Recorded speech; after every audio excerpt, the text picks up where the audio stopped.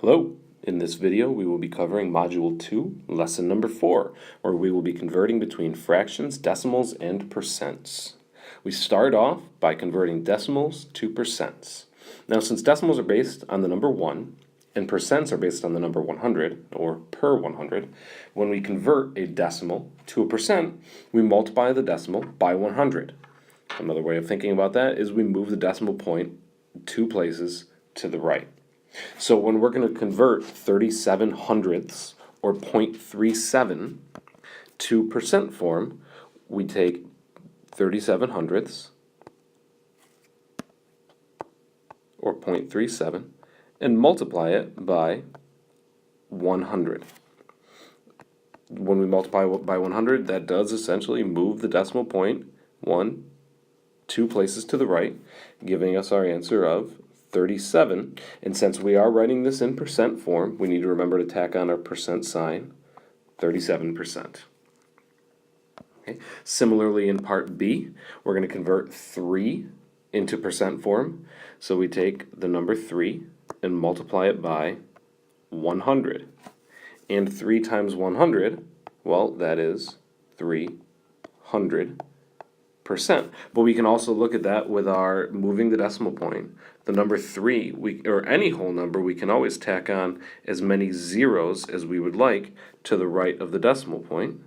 So we can write 3 as 3.00, and then we can show the decimal point moving 2 places to the right. But we still do get 300%.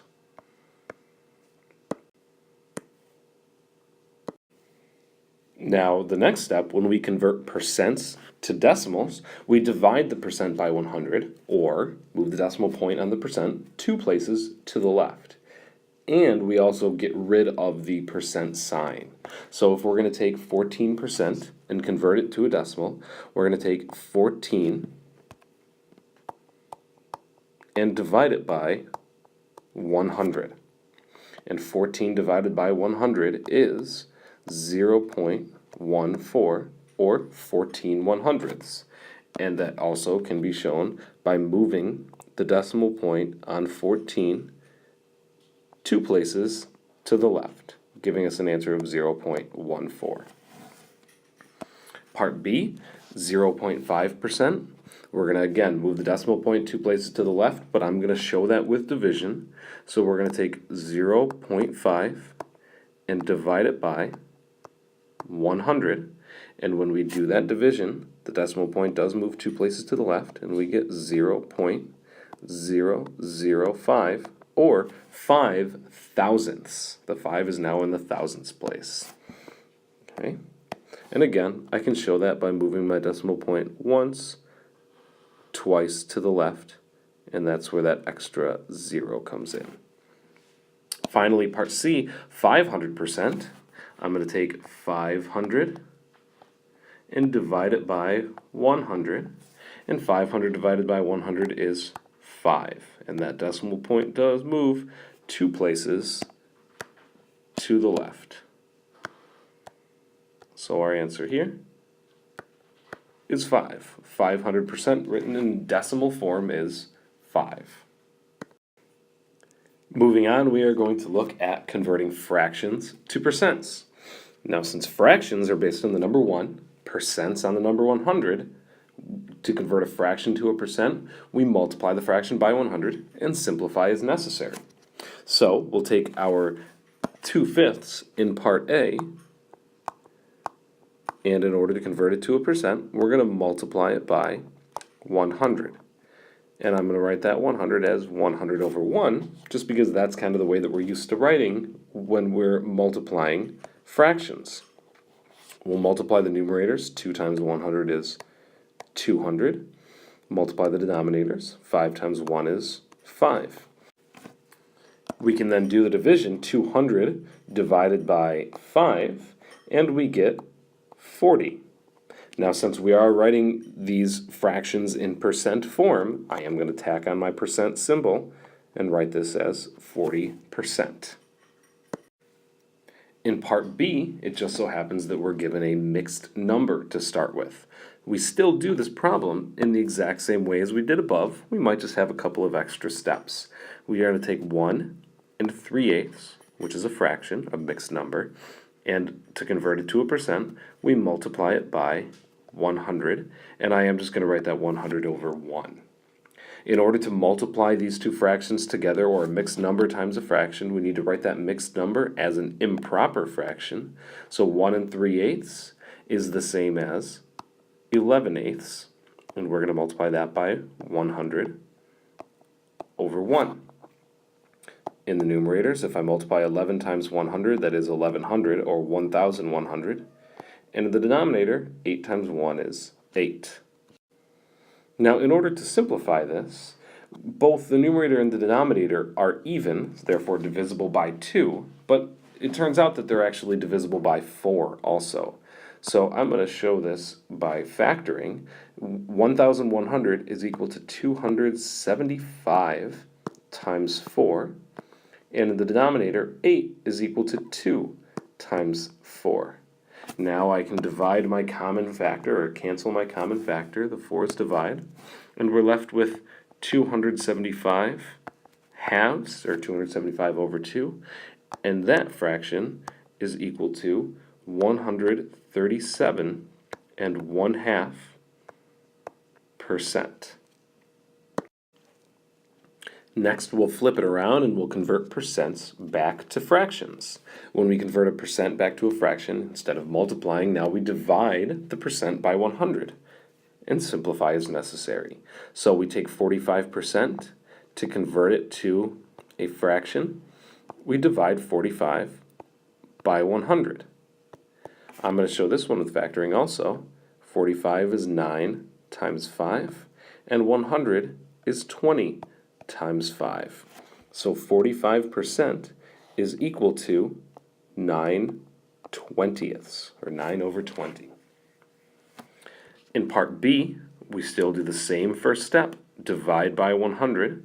So we'll take our 120% and divide it by 100. Now 120 divided by 100 certainly simplifies. I know they both have a factor of 10 in them, so I'm going to show this as 12 times 10 in the numerator and 10 times 10 in the denominator. My common factor can cancel out, and we can actually take this one step further by breaking the 12 apart into 6 times 2 and 10 into 5 times 2. Once we cancel that other common factor, we're left with 6/5. So 120% is equivalent to 6/5. Now we move on to converting decimals to fractions. When we convert a decimal to a fraction, we use the place value of the decimal to write it as a fraction and then simplify. For example, 0.05 is read as 5/100ths, and then we write it as 5 over 100, which simplifies to 1/20th. In other words, if you can read the number properly aloud, then you can write it as a fraction. We start with part A. 0.56 is read as 56/100ths. The 6 is in the hundredths place. So that can be written as 56 over 100. And then 56/100ths, or 56 over 100, can be simplified. 2 is a factor of both 56 and 100. 56 is 2 times 28. And 100 is 2 times 50. Common factors cancel out. That can be simplified a little bit further. 28 is 2 times 19, and 50 is 2 times 25. Canceling our common factor leaves us with a fraction of 19/25. In part B, we're rewriting 1.6 as a fraction. 1.6 is 1 6/10, and that can be written as 16 over 10. 16 coming from the 1.6, and it's over 10 because the 6 is in the tenths place. Now 16/10 can be simplified by taking out a factor of 2, 2 times 8 in the numerator, 2 times 5 in the denominator, giving us 8/5. Now notice that we ended with an improper fraction there. If I start with a decimal greater than 1 and convert it to a fraction, my fraction should be improper. Now we can reverse the process and rewrite fractions as decimals. So we're going to take a fraction and convert it to a decimal by dividing the denominator into the numerator. So we start with our fraction 7/8, and we convert that to a decimal by dividing 8 into 7. And we're going to do this using long division. 7 I can write as 7.00, and now I'm just tacking on 2 zeros after the decimal point. I may need more, and I may not need both of them. So to do our long division, we want to divide 8 into 7. Well, that's not quite going to fit, but 8 can divide into 70. I know that 8 times 9 is 72, and 8 times 8 is 64. So 8 goes into 70 8 times. As I said, 8 times 8 is 64, and we subtract down. 70 minus 64 is 6. Then we bring down our next 0. 8 goes into 60 7 times. 7 times 8 is 56. And we subtract down. 60 minus 56 is 4. Now, since I still have a remainder, I do need to tack on one more 0 after the decimal point to carry down. But 8 goes into 40 exactly 5 times. 8 times 5 is 40. And when I subtract, I have no more remainder. Now, the answer isn't 875. That wouldn't quite make sense. Notice that my decimal point is right here, and we are going to bring that up in front of my 875. So that 875 is actually 0.875. So this tells us that 7/8, the fraction, is equal to 875 thousandths, or 0.875. In part B, we're going to convert 3 3/4 to a decimal. Now, you may already know how to convert 3/4 to a decimal, but I'm still going to show it out using the same steps as above. So to take our 3 3/4 and write it as a decimal, I know that it's going to start out with a 3 before the decimal point, but that 3/4, we need to figure out what that is in decimal form. We do that by dividing 4 into 3, and I'm going to tack on my 0.00. I usually use two zeros after the decimal point and then tack on more if I need to. 4 does not go into just 3, but it does go into 30. 4 goes into 30, let's see, 7 times. 7 times 4 is 28.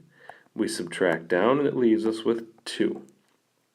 Bring down my 0. 4 goes into 25 times.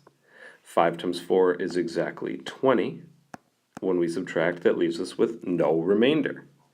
Once again, as I did in the last problem, don't forget to bring in your decimal point. That's not 75, that's 0.75. So now we can say that 3 3/4 is equal to 3.75. And that's how we convert fractions to decimals. Every once in a while we can get a conversion that tends to be a little bit more complicated. So we have 3 different scenarios where our conversion is a little bit more complicated. We start out with converting a fraction to a percent and decimal, but when we do our long division, we're going to have a repeated digit. Okay, so we're going to convert 5/6 to a percent as well as a decimal.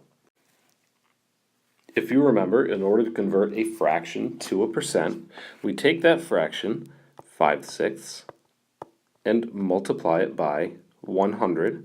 And I've been pretty consistently writing that 100 as 100 over 1. Doing our multiplication, we multiply the numerators first, 500. 5 times 100 is 500. And then we multiply the denominators. 6 times 1 is 6. We look to simplify before doing anything else. They're both even, so I know that they're divisible by 2. 500 over 6 can be written as 250 over 3. So that actually is our answer in percent form, but it's maybe not in a way that we like to see it. 250 thirds of a percent doesn't have a whole lot of meaning as far as percents go. So what we can do is convert that 250 over 3 to a mixed number. To do that, we take our 3 and divide it into 250. 3 goes into 25 8 times. 8 times 3 is 24. Subtract, leaves us with 1. Bring down the 0, and then 3 goes into 10 3 times. 3 times 3 is 9. We subtract, and that leaves us with 1. Now we could write that as a remainder of 1, or we could keep going with this long division. So if we want to keep going with the long division, I'm going to write in my decimal point and 1 or 2 zeros after the decimal point. I'll bring down my first 0, and we'll divide 3 into 10, which would, as it was just a moment ago, be 3 times. 3 times 3 is 9. Subtract, and we're left with 1. Hopefully you see the pattern starting to arise. If I bring down my next 0, 3 would go into 10 3 times. 3 times 3 would be 9. We'd subtract, and we'd have another 1. And we'd have this series of 3's after the decimal point that just keep going on and on. What that means is that 250 divided by 3 is 83.3, but it's actually those 3's, they keep on repeating over and over. So we show that by putting a horizontal line above the 3, and we can write our answer as 83.3 repeating percent. Now if we want to take that 83.3 repeating percent and convert it to decimal form, we can do that as we did previously by just moving our decimal point 2 places to the left, which says 0.833 repeating. So what we've shown here in number 7 is that 5/6 as a fraction is the same as 83.3 repeating percent, which is the same as 0.83 repeating, or 833 repeating. Now we move on to number 8, where we have a fraction present in our percent, 66 2/3%. And we want to convert that first to a decimal and then to a fraction. Now 66 2/3%, just like we saw where we had 250 over 3 left us with 83.3 repeating in the previous problem, if we were to do some long division here, what we would end up with is that 66 2/3% is equal to 66.6 repeating percent. If we did long division and divided 3 into 2, we would just end up with a whole bunch of 6's after the decimal point. So that is 66.6 repeating percent. To take that percent and convert it to a decimal, we do like we did in the last problem, move our decimal point 2 places to the left, and we can write this as 0.666, as many 6's as you choose to write, but then just don't forget the repeating symbol. And since that's decimal form, we're going to leave the percent sign off.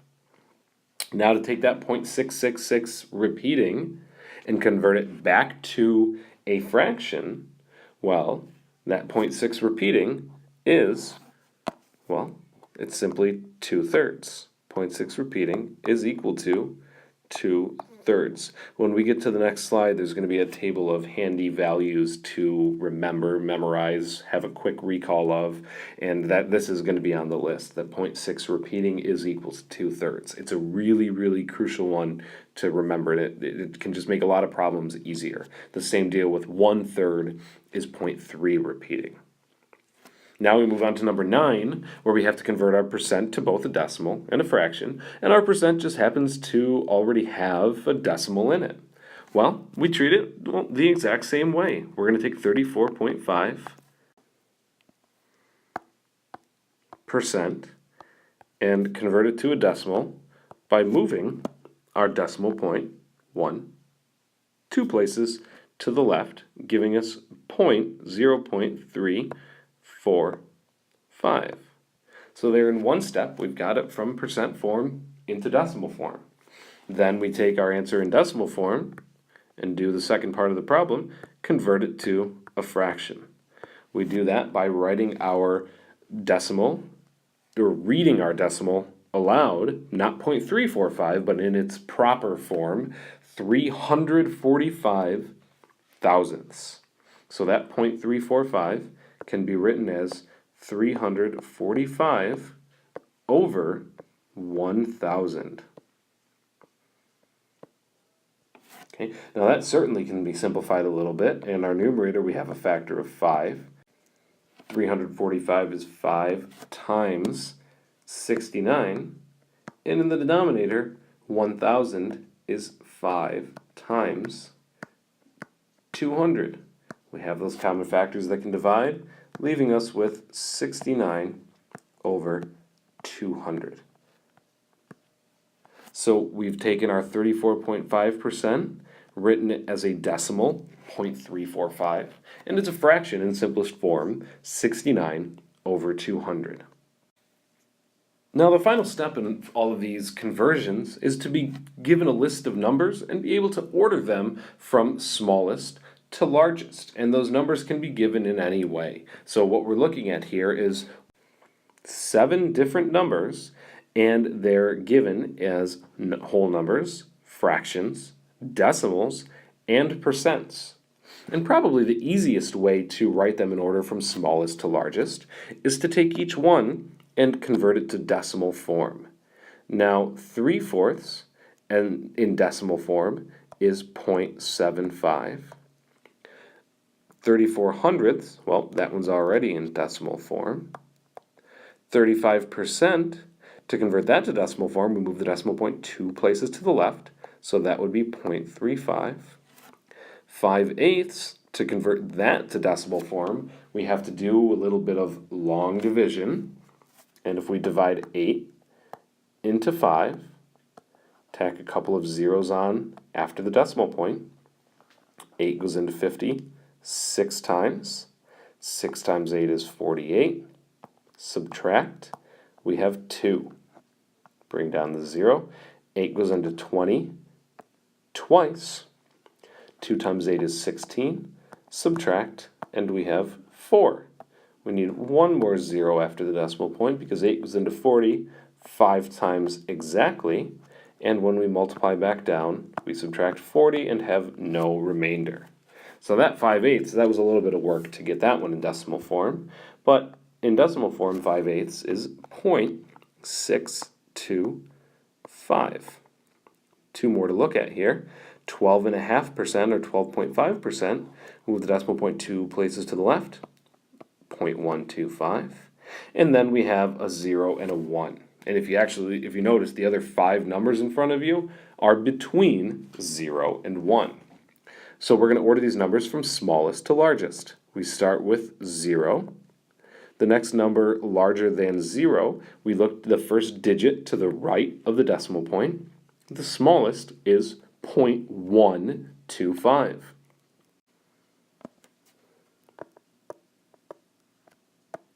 Moving on now, the next number after 0.125 or 125 thousandths, the next smallest number is 0.34 or 34 hundredths.